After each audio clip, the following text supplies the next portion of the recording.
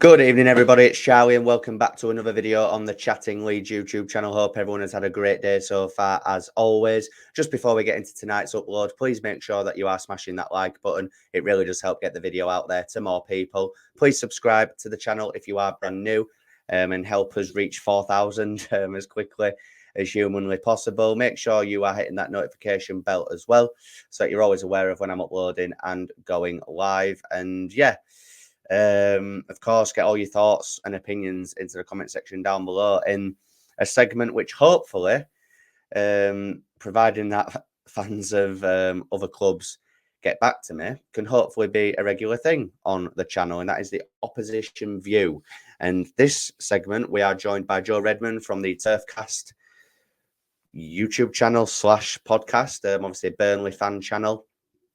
You may have seen Joe previously on Sky Sports News. I think he's been interviewed on there about obviously Burnley related situations and issues. So yeah, really good guy and a really good channel. So if you haven't already, go and check those guys out. But yeah, before we hear from Joe, I just thought I'd give my little thoughts on Burnley so far this season. So kind of like us, you know, they have been like rinsed of all their best players pretty much.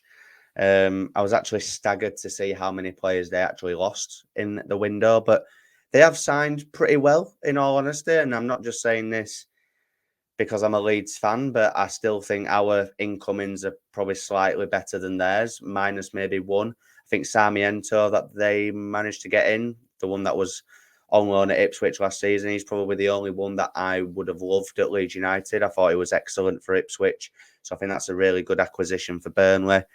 You know, they've signed Jadon Anthony as well. Obviously, Leeds fans know him from last season. He was on loan from Bournemouth. He's signed another loan deal at Burnley. And obviously, they've got Scott Parker in as the manager to replace Vincent Kompany, who remarkably has landed himself the job at Bayern Munich. So kind of a transitional summer for them, really. You know, they've lost a few players, they've gained a few players, they've got a new manager, a new voice in the dressing room. And I'll be honest, they started the season off really, really well. First two games of the season, they'd scored 9 goals. They beat obviously Luton 4-1, I believe, on the opening game of the season. And they followed that up with a 5-0 home win against Cardiff City. But since then, they've been a bit, you know, I think they've drawn in the East Lancashire derby with Blackburn.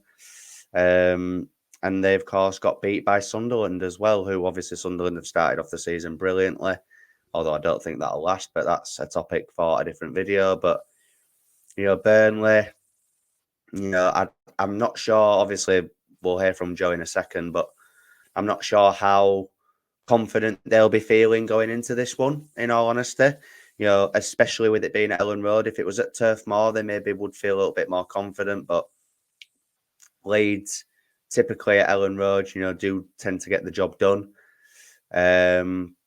Well, 9 times out of 10 anyway. And, you know, I'm actually really excited for this game. I am quite confident going into it. I can't lie. But obviously, I'll be doing my preview live on the channel on Friday night with Isaac from the White Wall. So make sure that you all tune into that. We'll be live on the White Wall tomorrow night as well, with all the boys, getting all our thoughts going into that Burnley game as well. And without further ado, I'll pass over to Joe Redmond from the Turfcast YouTube channel. Enjoy the rest of your evening, guys, and I'll see you in a bit. Over to you, Joe.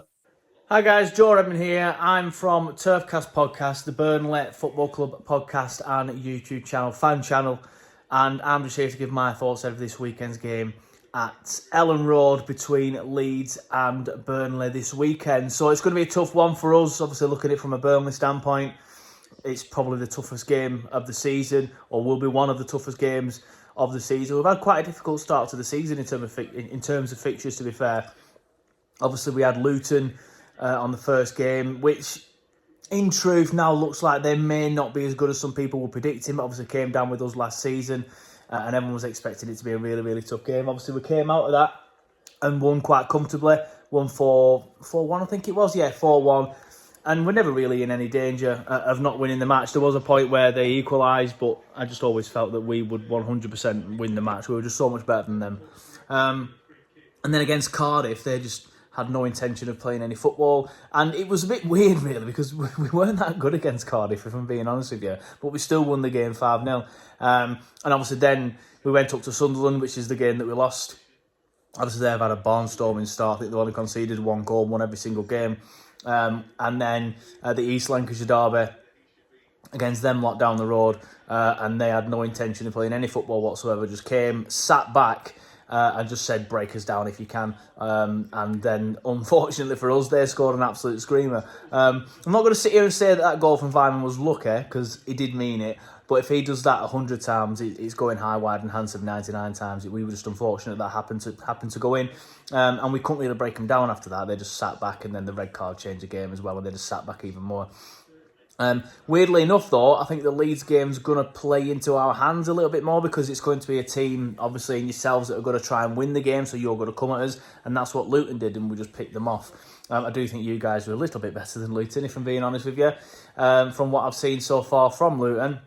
But yeah, it's going to be an interesting match. It's going to be two teams that want to play football. It's going to be, like I said, we're not going to sit back. We obviously won't be as gung-ho as we would be if we're playing in a home game.